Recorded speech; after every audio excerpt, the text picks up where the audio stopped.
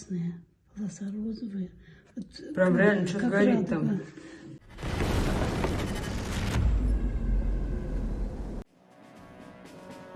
Ukraine sticks to its sanctions operation. Drones struck a Lukoil oil refinery in Russia's Nizhny Novgorod region overnight. Local sources report accurate hits and fires at the facility. Explosions were heard in the Nizhny Novgorod region of the Russian Federation on the night of October 5th. Locals complained about drone attacks and loud explosions. The likely target of the attack was an oil refinery in the city of Kostovo. A fire was spotted near the plant. Footage was published by local social media. Russians began writing about the drone danger, the work of air defense, and the explosions in Kostovo in local chat rooms after 2:30 a.m. They counted explosions, some wrote about at least 4, in the industrial zone area, and expressed hope that it had not hit the factory. Footage of a fire, allegedly near the local oil refinery, Lukoil Nizhny Nefteorg, also appeared online. This was particularly noted by the Exilanova Plus Telegram channel. This enterprise is located almost 1,700 kilometers from the border with Ukraine. Its capacity is 17 million tons of oil per year. This plant is called the 4th largest in the Russian Federation. The Nizhny Novgorod refinery in Kostovo has been visited by Ukrainian drones more than once. Attacks were reported in March 2024. January and September 2025. The day before, one of the largest oil refineries in the Leningrad region caught fire after a drone attack in Russia. The damage was later confirmed by the General Staff. Gas lines are forming in Orsk after the drone strike on Orsk-Nefteorg, just in case. This is at Bashneft. Only one pump is working with 92. Everyone is in line, basically. Well, there aren't many cars, actually. Operators of Ukraine's 14th Mechanized Brigade targeted Russian equipment in covered positions, the unit reported. Russian forces increasingly use nets over shelters, prompting Ukrainian drone crews to deploy at least 2 UAVs per strike to breach and hit. The 14th Mechanized crews operate as a compact combined arms team in a sector of broken berms, dispersed dugouts, and narrow supply tracks, terrain that favors concealment and short, violent engagements. Patrols and spotters push forward to reel in targets. Then small assault groups punch shallow, surgical strikes to expose crews and sensors. Tactics hinge on redundancy and timing. Simultaneous attacks from different azimuths split defenders' attention, while electronic teams blindingly suppress local comms and targeting feeds. Strike packages pair fast-killing loiterers with heavier munitions to ensure a first hit cripples systems and a follow-up finishes the job before crews can recover. Engineers lay false trails and pre-placed charges to channel enemy movement, while medics and recovery teams stage just behind the line for immediate casualty pickup. The approach is deliberately attritional. Short, intense actions that bleed enemy capability, force commanders to thin their defenses, and open narrow windows for follow-on maneuver by armored elements.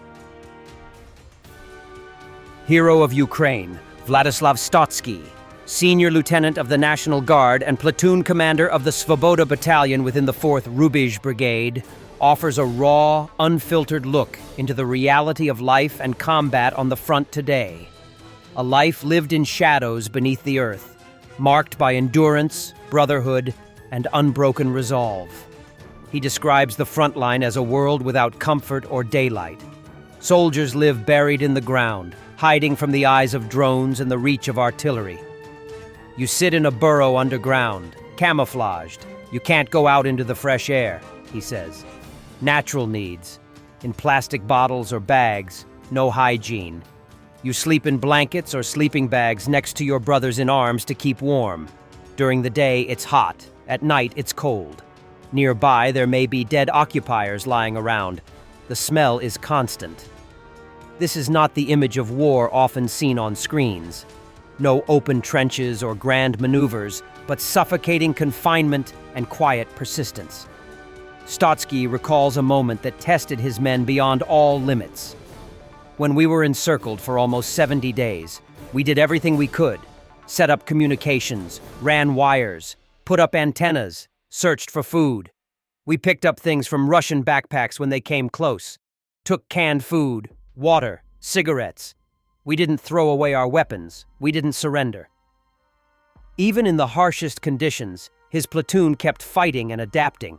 Improvised engineering, discipline, and sheer will kept them alive when everything else failed. The new face of warfare, he explains, is dominated by technology. Right now, about 90% of enemy manpower losses are caused by drones. The rest, artillery, tanks, infantry. That's why drones are needed more than anything else. And we don't have enough UAVs. His words reveal not only the physical and psychological toll of modern combat, but also the transformation of warfare itself. The soldier's world is now shaped by underground survival and aerial eyes. A battle of endurance fought meter by meter, drone by drone, with courage as the only constant. President of Serbia Alexander Vučić. Everyone is preparing for conflicts. To be completely honest, everyone is getting ready for war.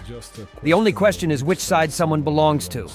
This means everyone is preparing for conflicts. To be completely open, everyone is preparing for war. It is just a question of which side someone belongs to, and we would like to avoid wars. We would like to avoid conflicts. I am afraid that no one wants to listen to anyone anymore. And everyone is really and seriously preparing for wars, and it won't be easy to talk about any other topics at all. Andrej Babiš, leader of the winning ANO party in the Czech elections, told Suspiln that Ukraine is not ready for the EU and the war must end first. He also stated that the Czech-led ammunition initiative for Ukraine should be coordinated by NATO. I met Mr. Zelensky 3 times, even in November 2019, and I support him after the annexation of Crimea. So we are helping Ukraine through EU. EU is helping Ukraine, and it is within the European budget, next budget, and we are paying a lot of money to European budget, and this is the way how we will continue to help. What about missiles initiative for Ukraine that Czech founded? It should be transparent, and if there is a war, nobody should make money because of the war. It should be organized by NATO. Will you support the Ukraine's accession to the EU? To the EU and NATO? But we are not prepared for EU. We have to end the war first, and we will, of course, we can cooperate with Ukraine, but we are not ready for EU. Thanks for watching, and don't forget to subscribe. Also, if you want to support Warthog Defense, please become our member and get early access to new videos, exclusive members-only videos, and become administrator in comment section. The membership link is in the description. Rescues every day. We had a guy last week at 6 rescues in 6 days. You know, he's doing the job every day.